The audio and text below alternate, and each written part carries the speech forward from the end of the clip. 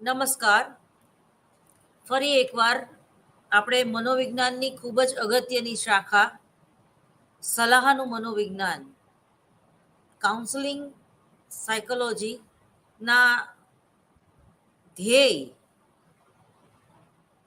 શું છે એના વિશે થોડી ઘણી વાત કરી અને હજી એ ટોપિકમાં યુનિટ 1માં વ્યવસ્થિત તમને સમજાવવાના બાકી છે.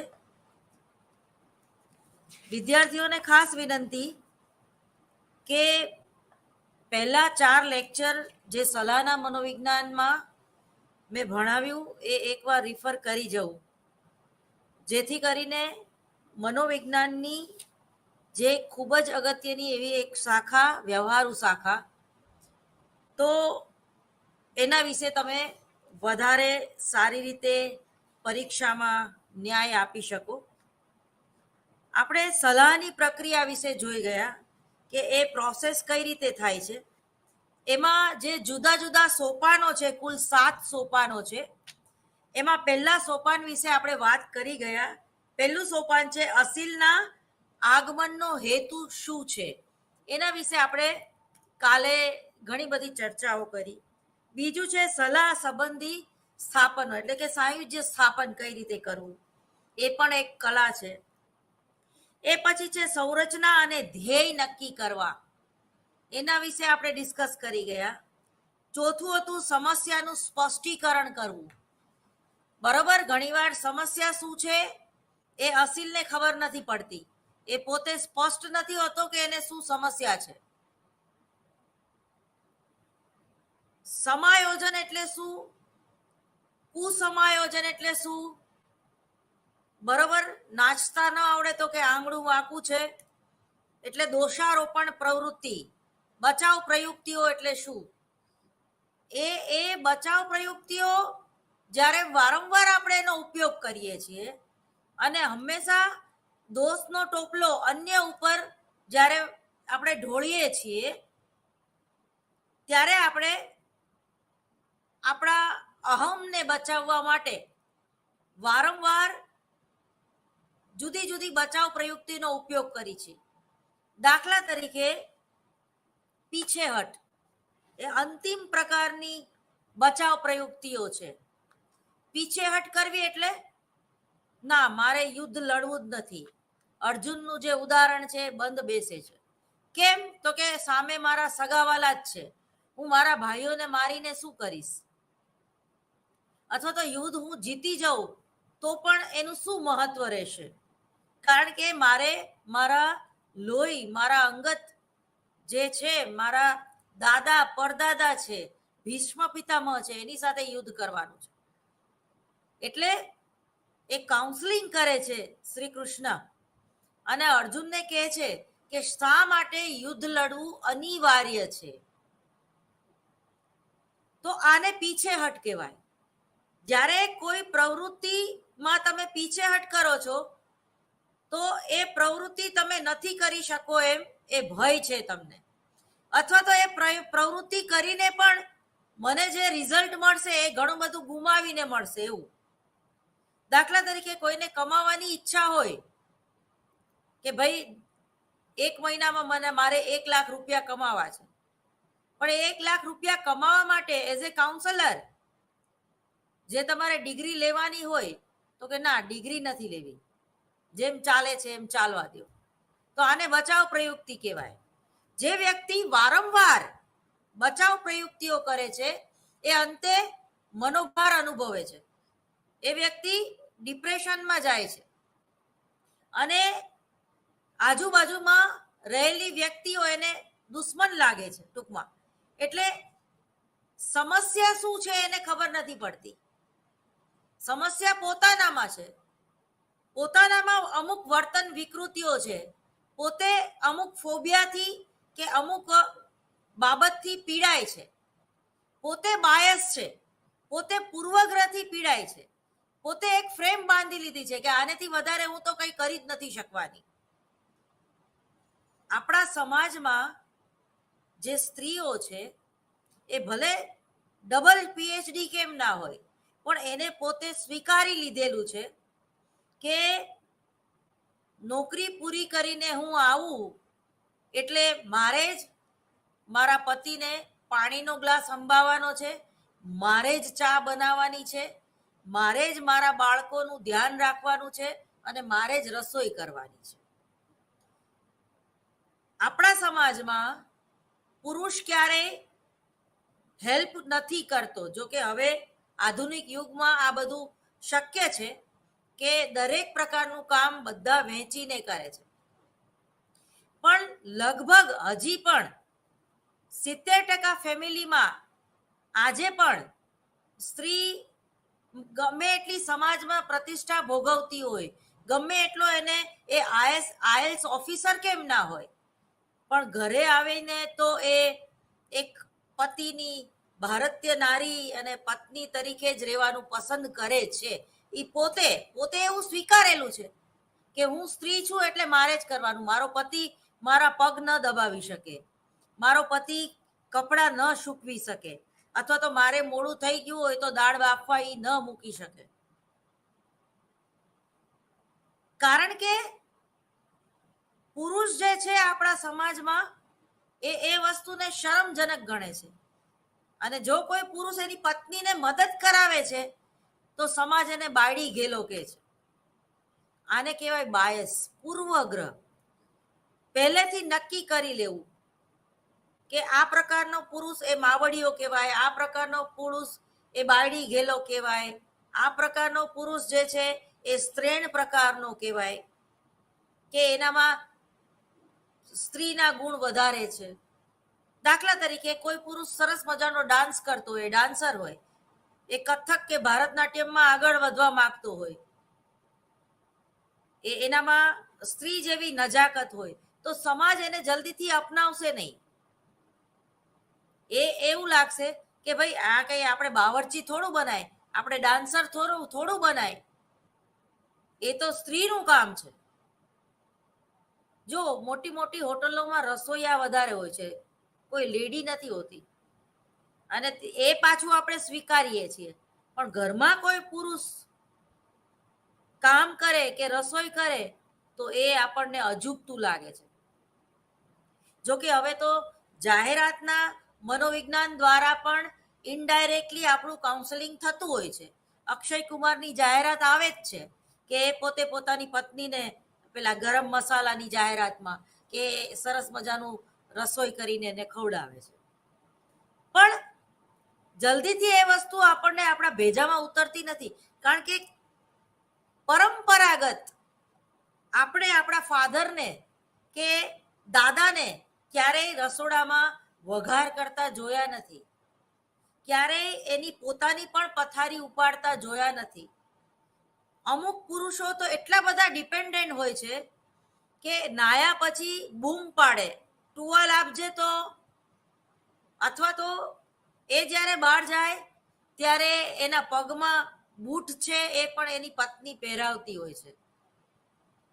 તો આ જે છે, તમે એ જે સ્ત્રી છે, જે પત્ની છે, કે જે દીકરી છે, એને પોતે સ્વીકારી લીધેલું છે કે અમારા ઘરમાં તો આ રીતે જ જીવવામાં આવે છે, કે આ રીતે જ સ્ત્રીઓના ભાગે જ કામ કરવાનું, પુરુષના ભાગે કામ નહીં કરવાનું. જ્યારે સ્ત્રી કમાઈ શકે છે, બહાર જઈને નોકરી કરી શકે છે, તો જેટલો થાક પુરુષને લાગે છે એટલો જ સ્ત્રીને લાગે છે. સ્ત્રી એનો પગાર ઘરમાં વાપરી શકતી હોય, જમા કરી શકતી હોય, પતિના હાથમાં કે સાસુના હાથમાં મૂકી શકતી હોય, તો પછી એને એ પૂર્વગ્રહ કે બાયસ રાખવાની જરૂર નથી કે પાણીનો ગ્લાસ એને જ અંબાવો. ક્યારેક ડ્યુટી ચેન્જ પણ કરી શકાય છે. એવા વોટ્સએપ, એવા ટિકટોક લોકો બનાવે છે કે પુરુષ કચરો કાઢતો હોય, પેલી હોય એ દાદાગીરી કરતી હોય, પણ વાસ્તવિક જીવનમાં કોઈના ઘરમાં આવું બહુ બન્યું નથી. એ તમે તમારી જાતને પૂછી શકો છો કે તમારા પપ્પાને તમે ઘરમાં કામ કરતા જોવો છો, અને જોતા હોય તો બહુ સારી વાત છે. એવા લોકોને ટૂંકમાં કાઉન્સેલિંગની જરૂર નહીં પડે. તમે જો સ્ત્રી જ્યારે 30 કે 45 વર્ષની થાય ને, ત્યારે એને રીતસર રસોઈ કરતા કંટાળો આવે છે. કેમ આવે છે? કારણ કે એ 13 કે 14 વર્ષની હતી ત્યારથી દાળ ભાત શાક રોટલી બનાવે છે. મા બાપ એમ કે છે કે તારે પાર્કે ઘરે જવું છે એટલે તને રસોઈ તો આવડવી જ જોઈએ, બરોબર? અમુક છોકરીઓ હોય છે જે 20-22 વર્ષે પણ રસોઈ શીખે છે, એને પૂરી રોટલી વણતાય નથી આવડતી, એ પણ ખરાબ છે. પણ કહેવાનું તાત્પર્ય એ છે કે આપણા સમાજમાં આપણે સ્ત્રીઓની આગળથી વધારે પડતી અપેક્ષાઓ રાખી છે, એટલે એને પોતે પણ સ્વીકારી લીધું કે આમ જ જીવવાનું, હું કારણ કે હું સ્ત્રી છું. તો હવેથી ધીમે ધીમે આધુનિક સમાજની વ્યવસ્થામાં પરિવર્તન આવતું જાય છે, બરોબર? કેવા છે ને 100 દાડા સાસુના તો 1 દાડો વહુનો. એ ગુજરાતી પિક્ચરનું આમ તો નામ છે પણ કહેવત પણ છે કે ક્યારેક તો એ સમય આવે, કારણ કે સ્ત્રીનું શોષણ તમે જુઓ તો એ બહુ જ થયું છે બધી રીતે, શારીરિક રીતે, આર્થિક રીતે, માનસિક રીતે. સામાજિક પ્રતિષ્ઠાનો સવાલ હોય તો પણ સ્ત્રીને જ આગળ કરવામાં આવે છે. સ્ત્રી જ્યારે બાળક તોફાન કરતું હોય તો એની માએ એને સંસ્કાર નથી આપ્યા એવું કહેવામાં આવે છે. જ્યારે એ જ દીકરો ડોક્ટર બનીને બહાર નીકળે છે તો કે કોનો છોકરો? તો કે ભાઈ ઓલા ધીરુભાઈનો દીકરો. હો, તો આ જે બધી વાત છે તમે જો, એટલે જો કે આપણા સમાજમાં સ્ત્રીઓને બહુ કાઉન્સેલિંગની જરૂર નથી, વધારે પડતા પુરુષ જે છે એ કાઉન્સેલિંગ કરાવવા માટે આવતા હોય છે. કારણ કે ડોક્ટર હંસલ ભચેલ જે રીતે સ્ત્રી વ્યક્તિત્વ કેવું હોય છે અને પુરુષ વ્યક્તિત્વ કેવું હોય છે, સ્ત્રીના જે મૂળભૂત વૃત્તિઓ અને એના જે સંસ્કારો અથવા તો એનું જે ઘડતર, એના જે વિચારો હોય છે એ પુરુષથી કઈ રીતે જુદા પડે છે, એ પોતાની એક સરસ મજાના પુસ્તકમાં એમને દર્શાવ્યું છે. એ પુસ્તક તો મેં 2002માં વાંચેલું છે, પણ અત્યારે એનો ઉલ્લેખ કરવાનું મન થાય છે કારણ કે કાઉન્સેલિંગમાં પણ આવા બધા પુસ્તકો વાંચવા એ બહુ જરૂરી છે. એનું ટાઇટલ છે કે હું તો તને પ્રેમ કરું છું. તો એમાં સ્ત્રીની અપેક્ષા પુરુષ પાસે શું હોય છે અને પુરુષની અપેક્ષા સ્ત્રી પાસે શું હોય છે. જ્યારે કોઈ પણ દીકરીની સગાઈ થઈ જાય છે અને એ સગાઈ અને લગ્ન વચ્ચેનો જે ગાળો છે એ ગાળામાં ખરેખર બંને જણાએ એકબીજાનો પરિચય મેળવવાનો હોય છે, એકબીજાના વ્યક્તિત્વને ઓળખવાનું હોય છે, એકબીજા ક્યાં બંને કરતા કોન્ટ્રાસ્ટ કોમ્બિનેશન છે, ક્યાં એકબીજાને ગમે છે, ક્યાં એ છોકરો એને નથી ગમતો કે પેલી છોકરીનું અમુક વર્તન એને નથી ગમતું. માટે સગાઈ થઈ ગયા બાદ એકબીજાને સમય આપવાની વાત છે, જેને કહેવાય ડેટ કરવી. આજકાલ તો સગાઈ ન થઈ હોય તો પણ એ લોકો સાથે 4-5 કલાક રહેતા હોય છે, જો કે એ કંઈ ખોટું નથી. પરંતુ આપણો સમાજ એવો છે કે ભાઈ એકવાર રૂપિયો ને નાળિયેર આપી દીધા પછી એ છોકરાની સાથે ફરે તો સારું. તો એમાં પણ તમારા માતા પિતા એક સલામતીની ભાવના ને ધ્યાનમાં રાખીને, અથવા તો જે દીકરી જે છે, જે પાત્ર છે, એ સિક્યુરિટી ફીલ કરે છે કે ભાઈ મારો ફિયાન્સ છે અથવા તો મારા એની સાથે લગ્ન થવાના છે, તો તમને એવું કોઈ ગિલ્ટી ફીલ નથી થતું. અથવા તો જ્યારે સમાજ તમને કોઈ હોટલમાં બેસીને ખાતા જોવે છે તો એ તમારા ઘરે ફરિયાદ નહીં કરે, કારણ કે સમાજને ખબર છે કે બંને જણાના લગ્ન થવાના છે.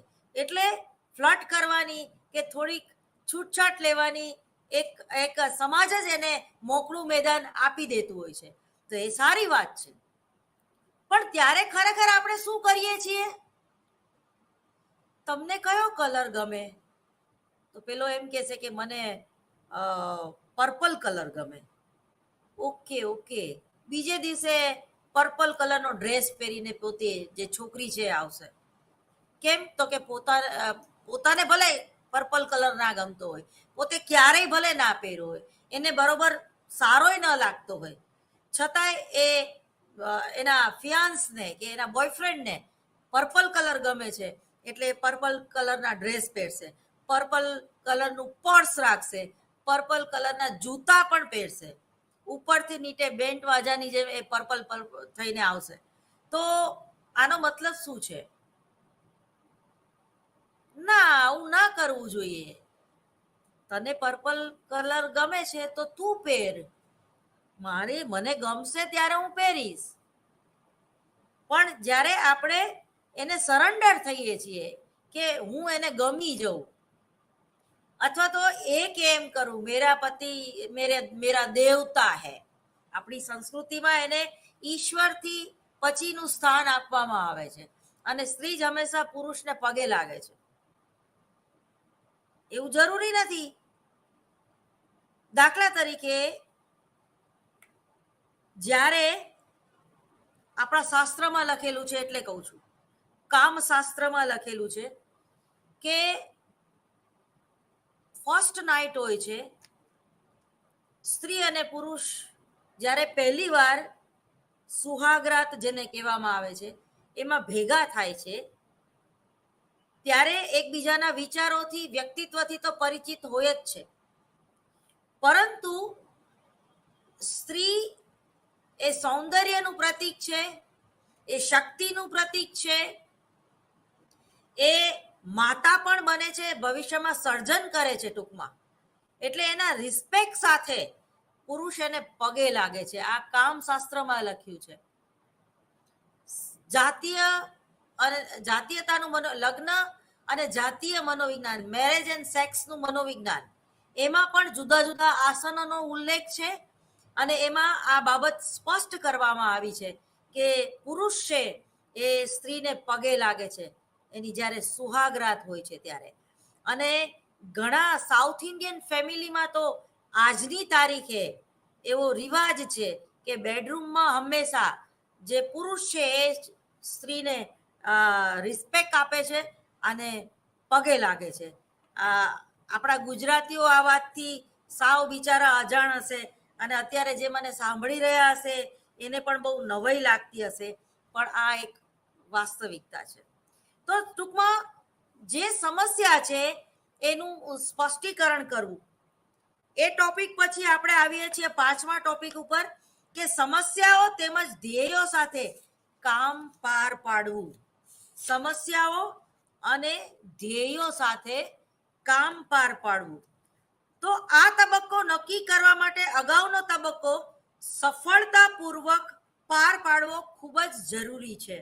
સલાહ સંબંધી બંધાય, સમસ્યા નક્કી થાય, અસીલ મોકળા મને સમસ્યા રજૂ કરે, પછી જ સમસ્યા ઉકેલવાની સક્રિય પ્રયત્નો શરૂ કરી શકાય. સલાહકારનું કામ સલાહના પ્રારંભિક મોરચે સફળતા મેળવવાનું છે. આથી અસીલની સમસ્યાનું સ્પષ્ટીકરણ સ્પષ્ટ કરી તેના માટે વાસ્તવિક યોજનામાં આગળ વધવાનું કામ સલાહકારે કરવાનું હોય છે. આના માટે સમજાવટની પદ્ધતિ પણ અપનાવી શકાય. કેર અને અન્ય 1982માં કહ્યું છે કે પોતાના સંશોધનમાં કે સલાહકાર અસીલને કેવો પ્રતિભાવ આપે છે, એક્શન રિએક્શન, કેવો પ્રતિભાવ આપે છે, આ બધું સલાહાર્થીના વર્તનના પરિવર્તન માટે ખૂબ જ મહત્વનું છે. આ માટે બોધાત્મક વ્યૂહરચના, જો બરોબર એક સાયકોલોજી સબ્જેક્ટ લઈને જ્યારે તમે ભણો છો ત્યારે એની ટર્મિનોલોજી બરોબર સમજી લેવી જોઈએ. ઉદ્દીપન એટલે શું, પ્રતિક્રિયા એટલે શું, પ્રતિક્ષિપ્ત ક્રિયા એટલે શું, અભિસંધાન એટલે શું, અનઅભિસંધાન એટલે શું, પ્રતિભાવો એટલે શું, પૂર્વગ્રહ એટલે શું, મનોવલણ એટલે શું, પ્રેરણા એટલે શું, બોધાત્મક વ્યૂહરચના એટલે શું. બુદ્ધિપૂર્વક એ વ્યક્તિ પોતાની સમસ્યાઓ રજૂ કરી શકે એવું એક વાતાવરણ ઊભું કરવું. બરોબર. વ્યૂહરચના એટલે એમાં થોડીક લુચ્ચાઈ વાપરવી પડે છે. કોણે? તો કે સલાહકારે. કારણ કે જે અસીલ છે એની આગળથી સાચી માહિતી ત્યારે જ બહાર આવે જ્યારે તમે એ બોધાત્મક વ્યૂહરચના કે ભાવાત્મક વ્યૂહરચના ઘડવાનું કામ સલાહકારનું છે. દાખલા તરીકે કોઈ સલાહકાર એવું કહી શકે કે જો બેટા,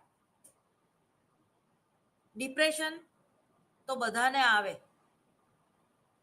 આજના સ્પર્ધાત્મક યુગમાં, ભૂતકાળમાં જ્યારે હું વિદ્યાર્થીની હતી ત્યારે મને પણ ડિપ્રેશન આવેલું. ભલે તમને આવ્યું ન હોય ક્યારે, પણ એવું કહેવામાં કંઈ વાંધો નહીં. તો એને શું કહેવાય? વ્યૂહરચના. કે ભાઈ જે વસ્તુ મારી સાથે જે ઘટના બની ગઈ, અથવા તો મને જે મેન્ટલ હેરેસમેન્ટ મળ્યું મારા કુટુંબ તરફથી, મારા માતા પિતા તરફથી, અથવા તો હું ભાગીને મેં લગ્ન કર્યા હતા અને લગ્ન જીવનમાં હું નિષ્ફળ ગઈ, એવું કબૂલી લેવામાં જે સલાહકાર છે એ કોઈ નાના બાપના ન થઈ જાય. ઘણીવાર એવી ઘટના તમારી સાથે ન બની હોય તોય તમારે બઢા ચઢા કે એ કહેવું પડે, કારણ કે તો જ સાચી માહિતી સામેથી બહાર આવશે. તો ટૂંકમાં જે સલાહકાર છે એ બોધાત્મક વ્યૂહરચના અથવા તો ભાવાત્મક વ્યૂહરચના ઘડવાનું કામ સલાહકારનું હોય છે. એટલે પોતાના ઉપર જ લે કે ભાઈ હું નાની હતી ને ત્યારે મારી સાથે આવી ઘટના બની ગઈ હતી, બરોબર, અને એક છોકરો છે તો એને મારી સાથે અડપડા કર્યા હતા, બરોબર. પેલું હાઈવે પિક્ચર છે આલિયા ભટ્ટનું, તો એ પિક્ચર તમારે જોઈ લેવું, કારણ કે એમાં કેવી રીતે કાઉન્સેલિંગ કરે છે એ પણ દેખાડવામાં આવ્યું છે. બે આલિયા ભટ્ટના એવા પિક્ચર છે. એક તો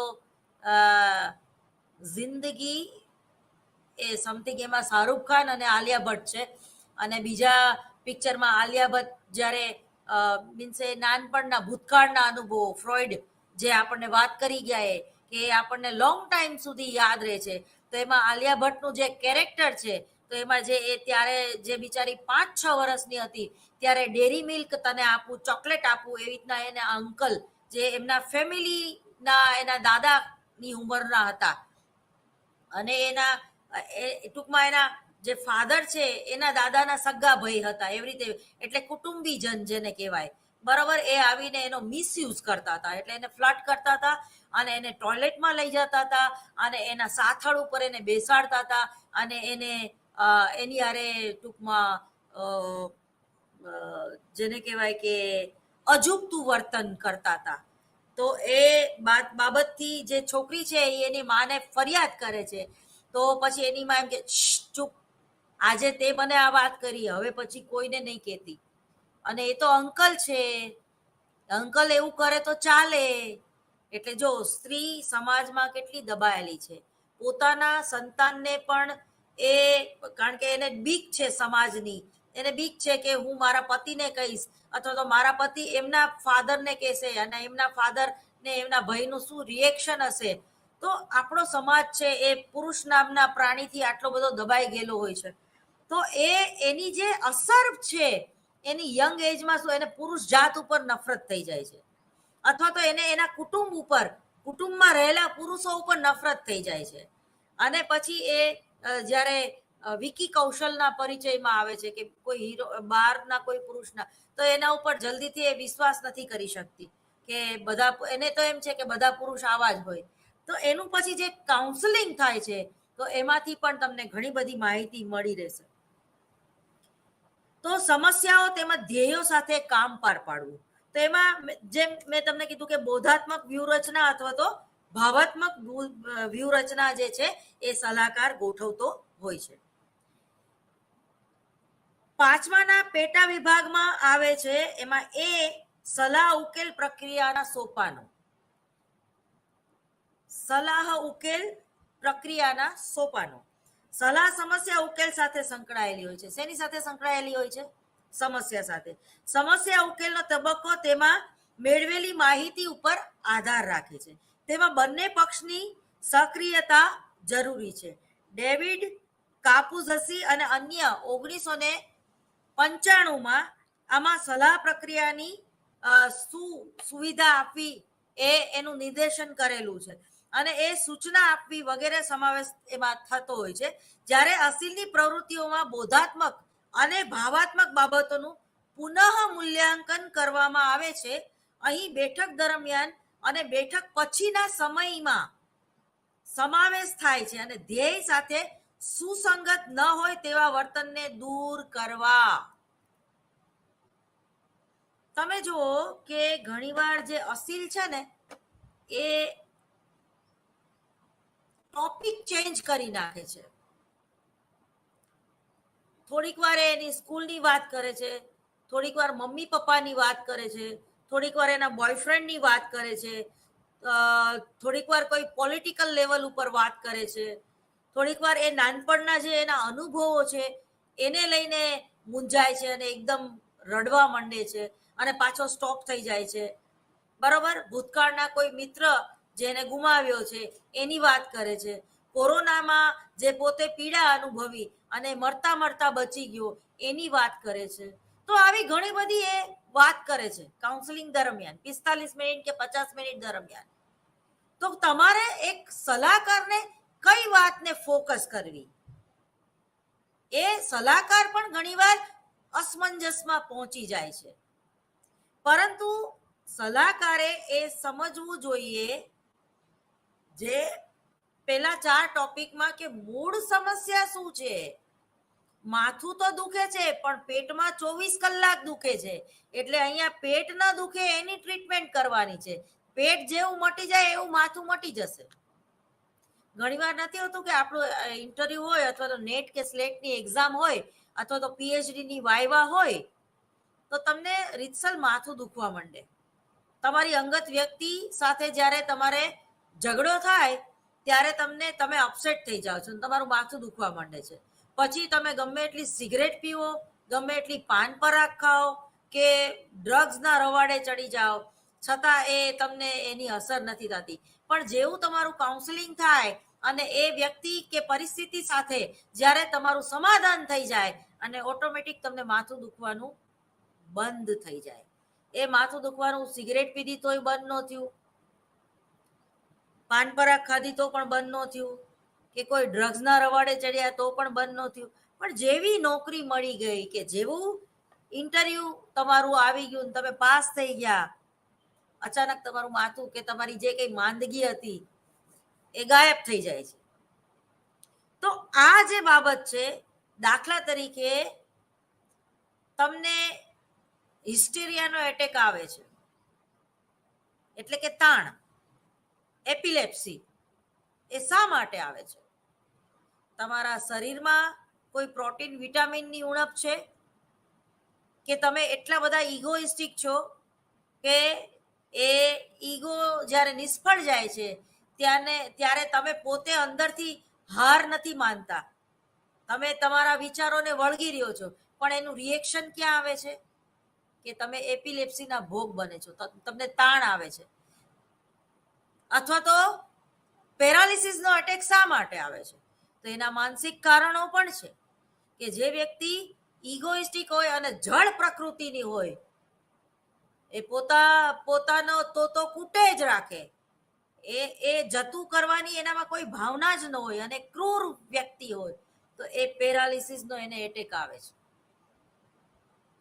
એ જ રીતે ડાયાબિટીસ જે લોકો દુઃખમાંથી પસાર થાય છે, જે લોકો અંદર ને અંદર ઘૂંટાય છે, જે લોકો પ્રેમમાં નિષ્ફળ જાય છે, જે લોકો લગ્ન જીવનમાં ઘણીવાર નિષ્ફળ જાય છે, એટલે પણ ડાયાબિટીસનો ભોગ બનતા હોય છે. અને જેવું એ પરિસ્થિતિમાંથી એ બહાર નીકળે છે, જેવું કાઉન્સેલિંગ કરાવી લે છે અથવા તો એનામાં સેલ્ફ અવેરનેસ આવી જાય છે, એને જીવન શું છે એ સમજાય છે અને આવું તો ચાલ્યા કરે. મેં આવા કાઉન્સેલિંગ કરેલા છે. તો ટૂંકમાં કહેવાનો મતલબ એમ છે કે જ્યારે પરિસ્થિતિ બદલાય છે ત્યારે એ માંદગી છે કે માથાનું દુખવું છે એ આપોઆપ ગાયબ થઈ જતું હોય છે. જ્યારે અસીલની પ્રવૃત્તિઓમાં બોધાત્મક અને આવેગાત્મક બાબતોનું પુનઃ મૂલ્યાંકન કરવું, અહીં બેઠક દરમિયાન અને બેઠક પછીની સમસ્યાના નો સમાવેશ થાય છે. ધ્યેય સાથે સુસંગત ન હોય તેવા વર્તનને દૂર કરવા, મેં તમને આ બધું સમજાવ્યું. ફોકસ કરવું કે એની મૂળભૂત સમસ્યા કઈ છે. બ્રામેર અને અન્ય સાયકોલોજીસ્ટે ઈસવીસન 1993માં સમસ્યા ઉકેલ પ્રક્રિયાના સોપાનો નીચે પ્રમાણે દર્શાવ્યા છે અને એની વિશ્વસનીયતા અને યથાર્થતા જે કસોટીની છે એ પણ ખૂબ જ ઊંચા પ્રમાણમાં આવેલી હતી. પેલું છે લક્ષ્ય પ્રાપ્તિના સંદર્ભમાં અસીલની સમસ્યાનું સ્પષ્ટ નિવેદન કરાવવું. ફરીવાર, લક્ષ્ય પ્રાપ્તિના સંદર્ભમાં, બરોબર કે ભાઈ મારે ઇન્ટરવ્યુ દેવું છે તો મારે ઇન્ટરવ્યુ કઈ રીતે દેવું એ સમસ્યા હોય, મને મારું રિજેક્શન ન થાય એ સમસ્યા હોય, અથવા તો સગાઈ અને લગ્નના ગાળામાં તમારે કોઈ સાયકોલોજીસ્ટનો ઉપયોગ કરી શકો કે મારે એનું વ્યક્તિત્વ જાણવું છે, બરોબર કે કયા સમાજમાંથી એના કેવા સંસ્કારો છે, તો એના માટે પણ કોઈ સાયકોલોજીસ્ટનો ઉપયોગ તમે કરી શકો. દાખલા તરીકે એક સરસ મજાનું ઉદાહરણ આપું. જ્યારે કોઈ દીકરીની સગાઈ થાય છે કે કોઈ દીકરાની સગાઈ થાય છે ત્યારે એ લોકોએ હોટલમાં જઈને જમવું જોઈએ. શા માટે જમવું જોઈએ? એ કેવી રીતે જમે છે, એ શું જમે છે, એ નોનવેજ ખાય છે કે નહીં, એનો ખોરાક કેટલો છે, કેટલી રોટલી ખાય છે, ઇનડાયરેક્ટલી તમારે આ ચેક કરવાનું છે. એ જ રીતે એને ફ્રૂટ ખાવાની ટેવ છે કે નહીં. ઘણાના ઘરમાં ક્યારેય ફ્રૂટ ન આવતા હોય, જ્યારે કોઈ માંદું પડે ને ત્યારે જ ફ્રૂટ આવે. ઘણા એટલે એમાં પૈસાનો અભાવ ન હોય પણ એવી એવી એવી એવી સેન્સ જ ન હોય કે ફ્રૂટ ખાવા જોઈએ. અથવા તો એક પૂર્વગ્રહ, એક બાયસ હોય એ લોકોના મનમાં કે ભાઈ દાડમ તો ત્યારે જ ખવાય જ્યારે ઝાડા થઈ જાય, દાડમ તો ત્યારે જ ખવાય જ્યારે હિમોગ્લોબિન ડાઉન હોય. તો જ્યારે કોઈ વ્યક્તિ અથવા તો તમારો ફિયાન્સ કેળું ખાય છે તો એ કેળું ખાઈ લીધા પછી છાલ ક્યાં નાખે છે એ ચેક કરવાનું. એ રસ્તા ઉપર ઉડાડે છે અથવા તો એ જ્યારે વેઇટરને ઓર્ડર આપે છે હોટલમાં ત્યારે એની બોડી લેંગ્વેજ કેવી હોય છે? આમ ચપટી વગાડે છે અથવા એ અહીંયા તો, અરે તને કહું છું સાંભળતો જ નથી. આ કેવું વર્તન છે? આમાં કોઈ સંસ્કાર દેખાય છે? ઇગોઇસ્ટિક. એ નાના માણસને માણસ નથી સમજતો, એ નાના માણસને પોતાનો ગુલામ સમજે છે. પણ જ્યારે એ જ વેઇટરને એ સરસ રીતે બોલાવે છે, ગુડ મોર્નિંગ, અથવા તો તમે મારો ઓર્ડર લઈ શકો છો, ઓકે મેનુ આપશો જરા, તો આ જે તમારી ભાષા, તમારી લેંગ્વેજ કેવી છે એના ઉપરથી તમારું વ્યક્તિત્વ શું હશે એનો ખ્યાલ આવે છે. એ જ રીતે સ્ત્રીના વ્યક્તિત્વનો પણ ખ્યાલ આવે છે. એને કયા પ્રકારની સેન્સ છે, એના ફેમિલીનું વાતાવરણ કેવું હશે એનો ખ્યાલ આવે છે. તો આ બધી જ એ ઇવન ઘણા લોકો એટલા બધા પેલા હોય ને કે લોભણા, કે 5 કે 10 રૂપિયાની ટિપ્સ ના આપી શકે. હું તો એમ કહું કે 10 રૂપિયા મંદિરમાં મૂકવા એના કરતાં 10 રૂપિયા વેઇટરને આપવા વધારે સારા છે. કારણ કે તમે એની સેવા લીધી છે. તમે દલીલ કરી શકો છો કે એ સેવા લીધી તમે, તો એનો પગાર તો એનો મેનેજર આપે છે ને, પણ એ મેનેજર આપે છે. તમે કોઈ એકવાર નાના માણસને ખાલી 5 કે 10 રૂપિયા જે સિક્યુરિટી ભિક્ષાવૃત્તિને હું પ્રોત્સાહન નથી આપતી. જે ભીખ માંગવા આવે એને ક્યારેય 1 રૂપિયો નહીં આપવાનો. પણ જે આવું કઈ સિક્યુરિટીનું કામ કરે છે, કે જેની ભાવના અંદરથી એમ છે કે મારે મફતનું કોઈનું નથી ખાવું. એક ચપ્પલ વાળો જ્યારે તમારે ચપ્પલ 10 રૂપિયામાં સાંધી દે અને 10ના તમે એને 15 આપો તો એના મોઢા ઉપર કેટલું બધું એક સંતોષની લાગણી તમે અનુભવશો.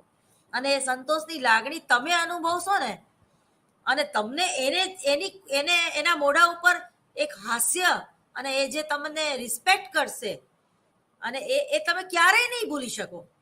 જેટલી વાર તમે ત્યાંથી પસાર થશો, એ કેમ છો સાહેબ, નમસ્કાર, આ રીતે કરશે ને, અને તમારા હાઇપોથેલેમસ કેન્દ્રમાંથી જે દ્રવ્યો જવશે ને, અને એનેથી તમે યંગ રહેશો.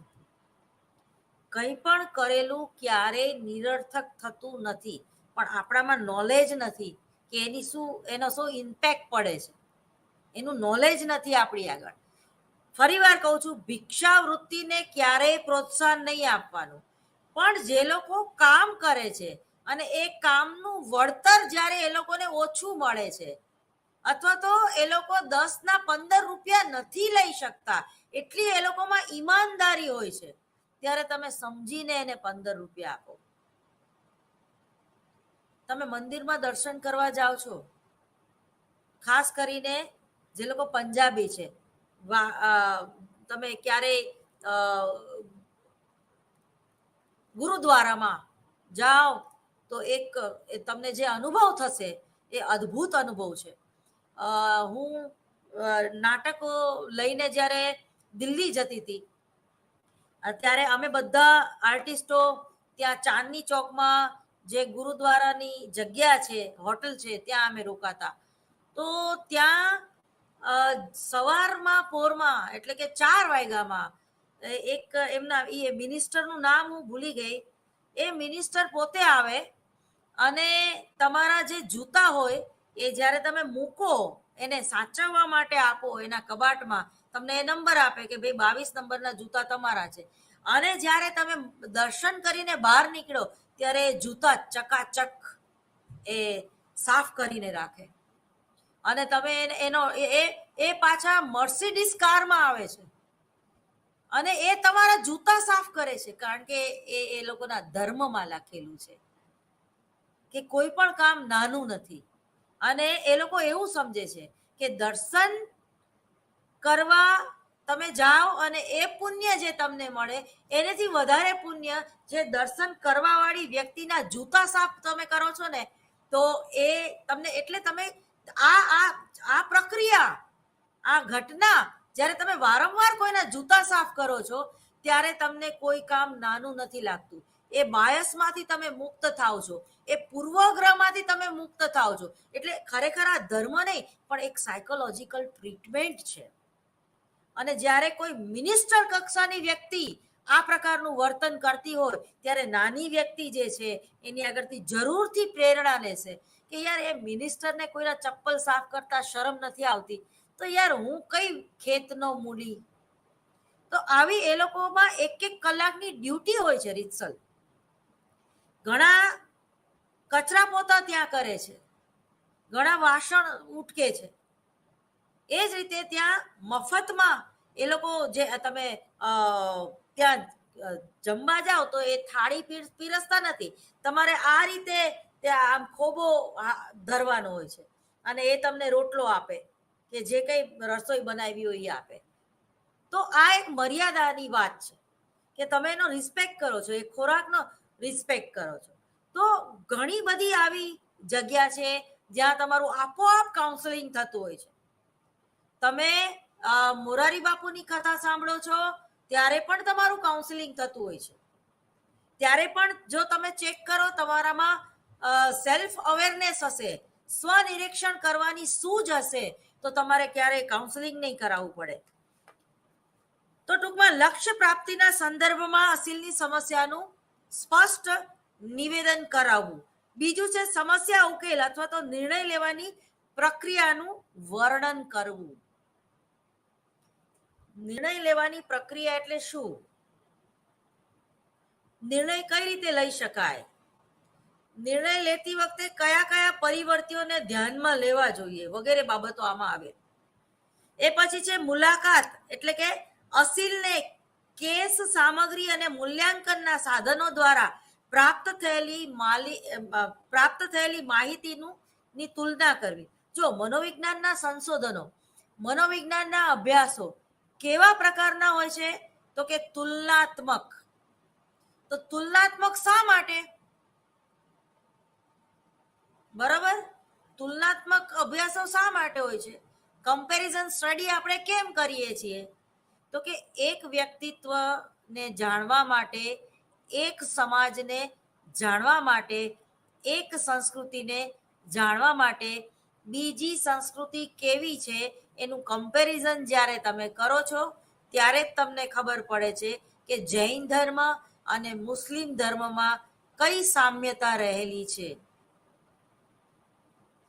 એક હિન્દુ ધર્મ છે તો એક મુસ્લિમ ધર્મ છે. જો કે જૈનો પોતાની જાતને હિન્દુથી અલગ દર્શાવે છે, એક સંશોધનનો વિષય છે. પણ મને કહેતા બહુ આનંદ થાય છે કે 25માં તીર્થંકર તરીકે જૈન સમાજે, જૈન જ્ઞાતિએ શ્રી કૃષ્ણને સ્વીકાર્યા છે.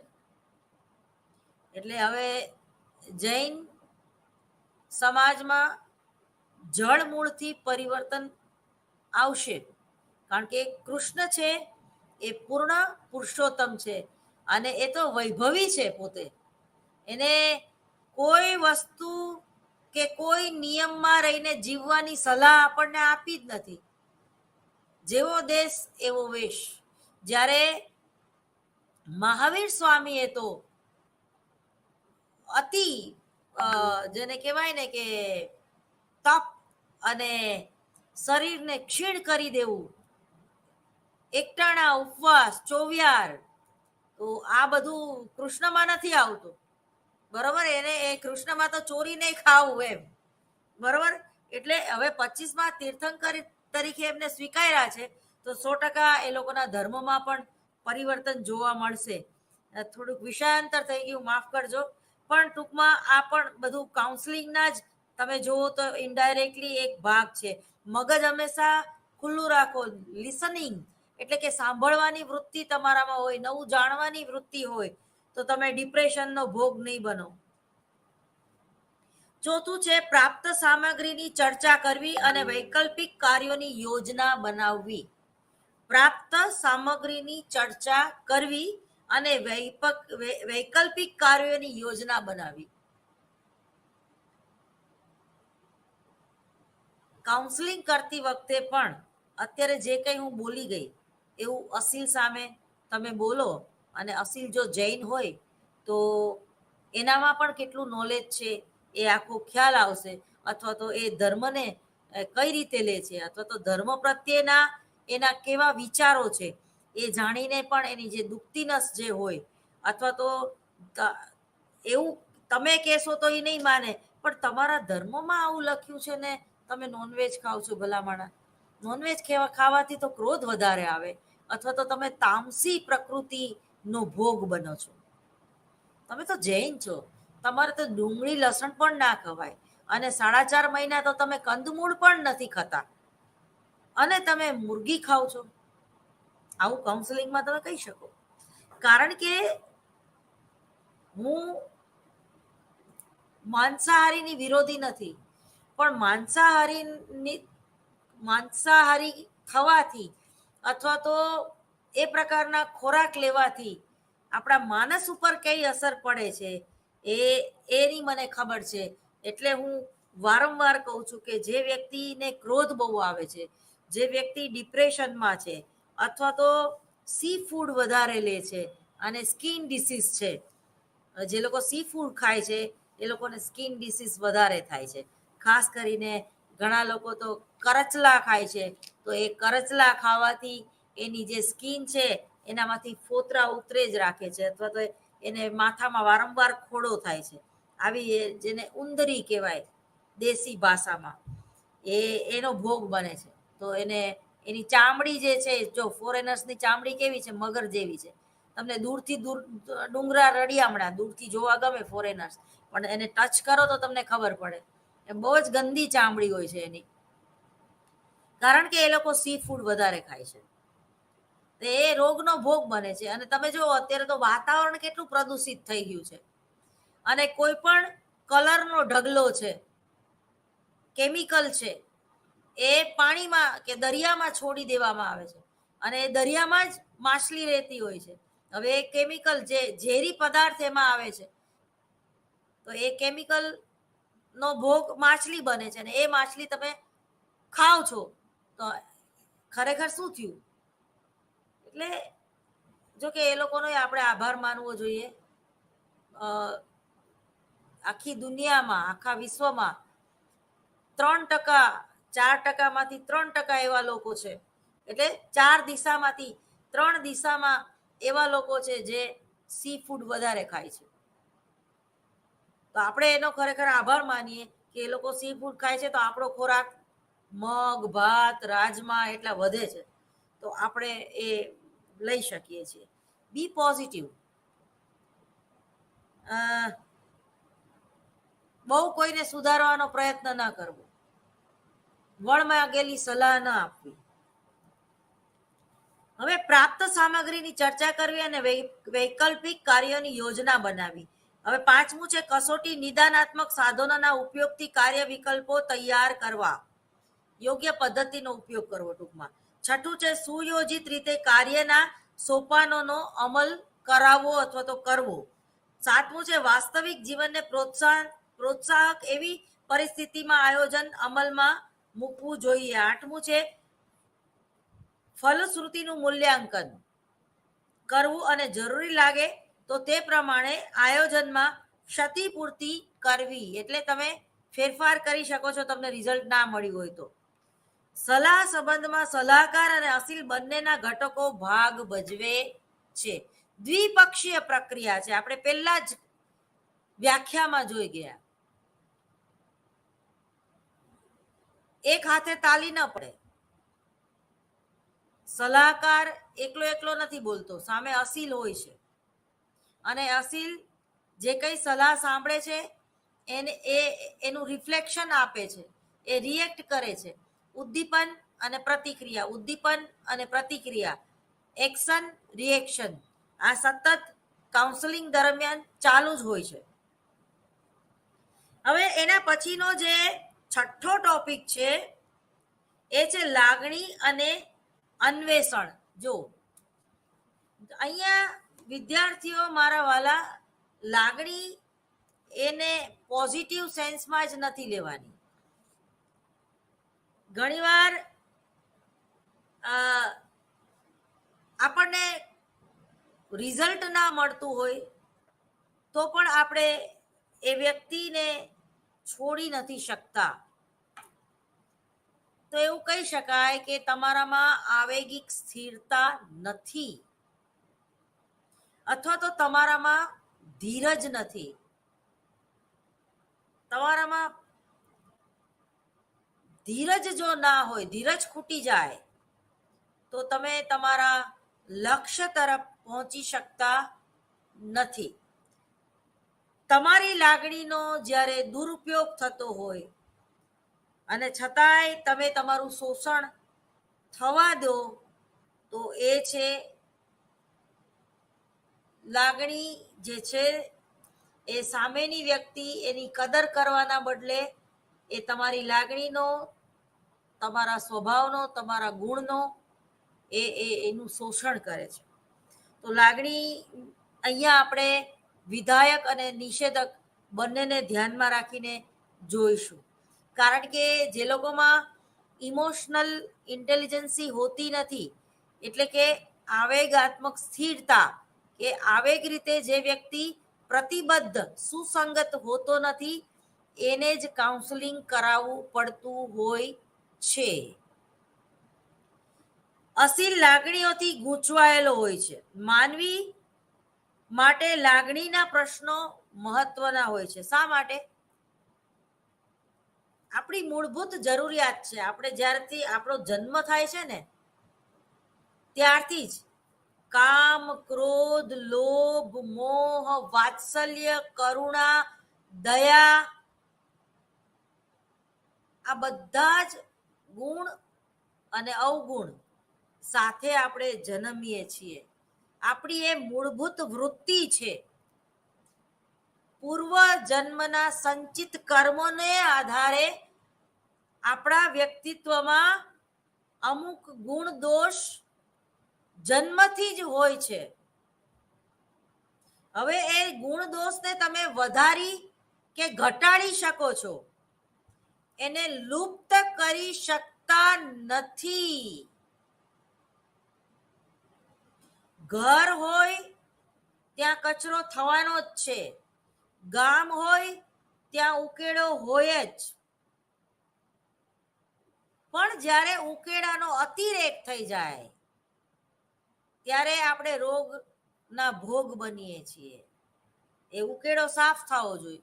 એવી રીતે જ તમારામાં તમને વારંવાર ક્રોધ આવતો હોય તો આ એક નિષેધક લાગણી છે.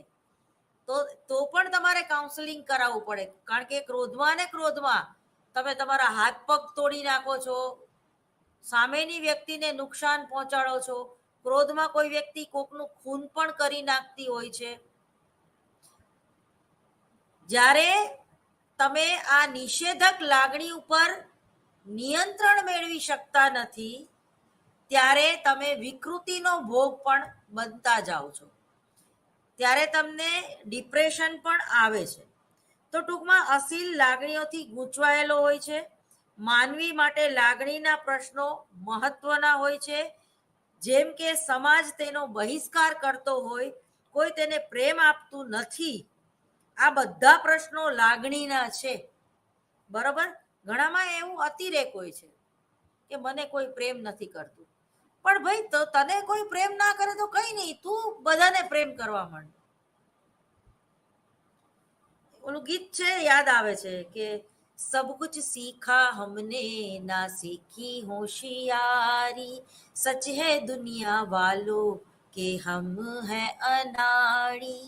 તો એમાં જે રાજ કપૂર જે છે એ હસતા હસતા કેવું સરસ કે ભાઈ, હા ભાઈ, હું ગાંડો છું તો ગાંડો, એમ સ્વીકારી લીધું એને. એમ તો એ જલ્દીથી બહુ ડિસ્ટર્બ નહીં થાય, અનાડી છે.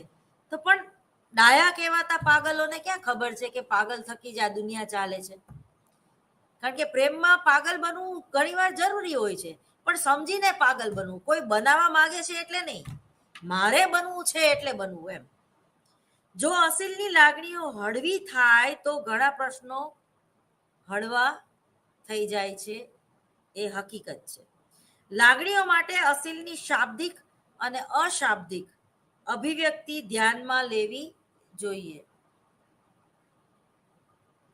કોઈ વ્યક્તિ સતત તમારી કેર કરે જતું હોય તો તમે એવું ના કહી શકો કે આનો તો બહુ કેરિંગ નેચર છે. કેરિંગ નેચર હો એ વાત બરોબર છે, પણ તમારી ઉપર એને અનહદ લાગણી છે માટે તમારી કેર કરે છે. એ રસ્તે જતી વ્યક્તિની કેર નથી કરતી. તો કેરિંગ નેચર ત્યારે આવે જ્યારે એ પત્ની તમને અનહદ પ્રેમ કરતી હોય. લાગણીના પ્રતિબિંબો નિહાળવા જોઈએ.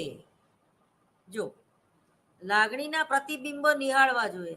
તમારો એકદમ કેરિંગ નેચર હોય અને એ વ્યક્તિ તો જરાય તમને ગાંઠતી જ ના હોય,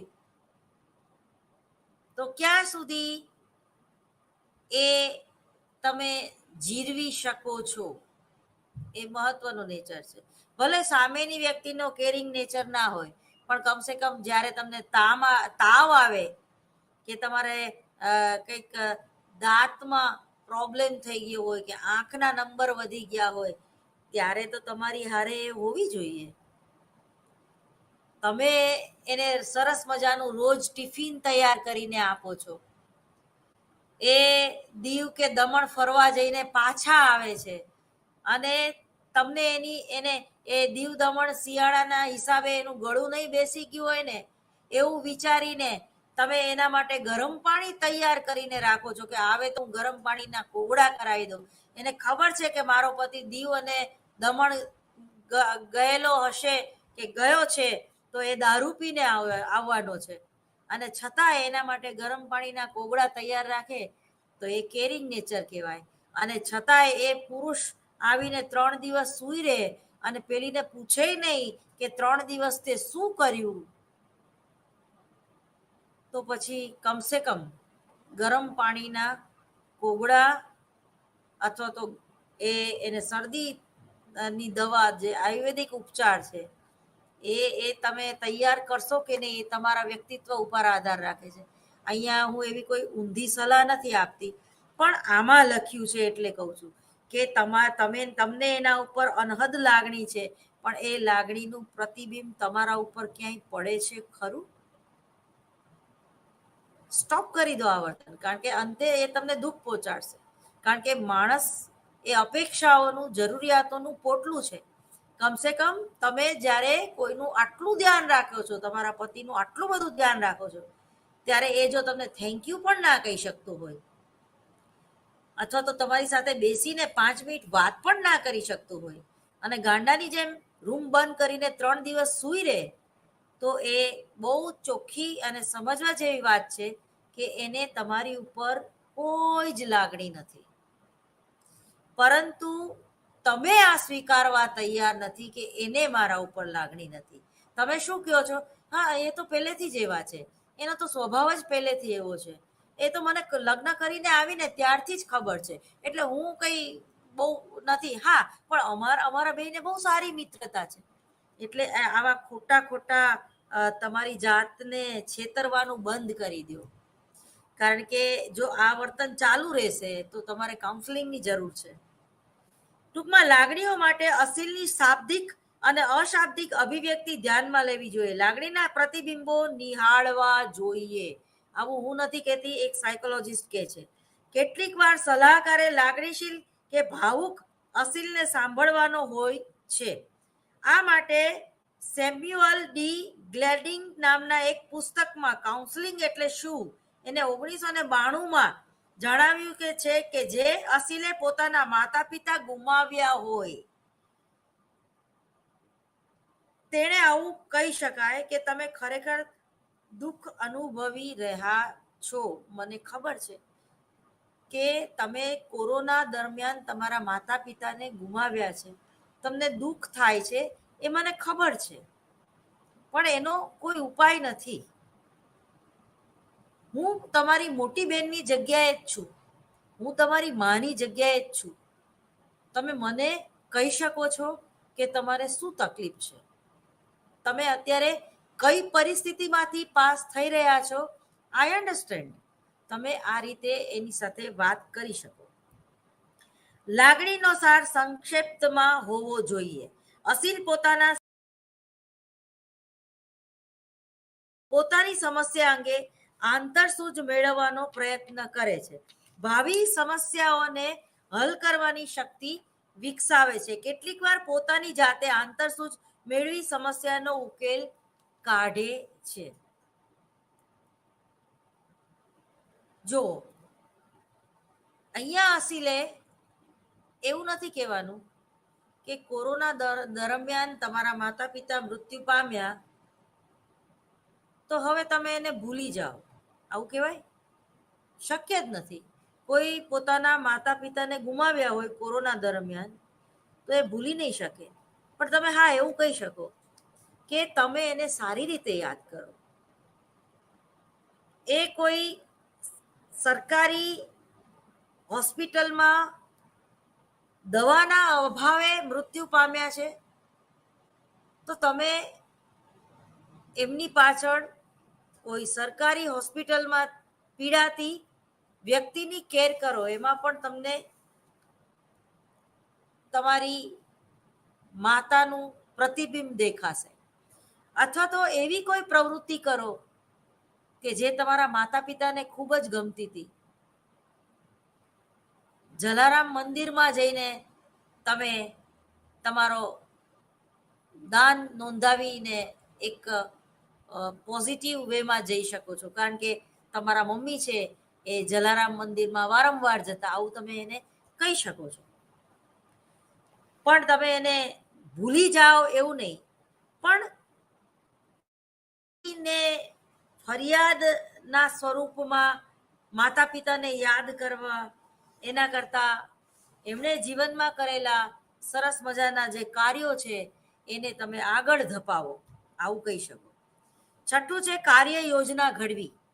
સલાહકાર સલાહ સંબંધને અસરકારક બનાવવા માટે, ધાર્યું પરિણામ લાવવા માટે એક કાર્ય યોજના ઘડે છે. સલાહનો પ્રારંભ કેવી રીતે કરવો, અંત કેવી રીતે લાવવો તે અંગે સલાહકાર કાર્યશીલ બને છે.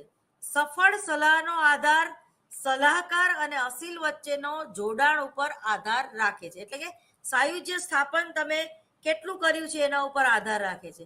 આ જોડાણ બરાબર થાય તો સલાહને સફળતા મળતી હોય છે. સલાહકારની સભાનતામાં સલાહકારનો અસીલ વિશે એક અંદાજ હોય છે. એમાં અસીલનો અંદાજ અને ખરેખર જે માપન કરવાનું થયું હોય તે બંનેનો મેળ પાડવામાં આવે છે. બીજી બાજુ અસીલ પણ સભાન હોય છે. અસીલનું સલાહકારનું મૂલ્યાંકન અને સલાહકારના વાસ્તવિક મૂલ્યાંકનની તુલના થાય છે, જેથી તેમાં કેટલો તફાવત છે તે પણ જાણી શકાય છે. વધુ આવતા અંગે નમસ્કાર.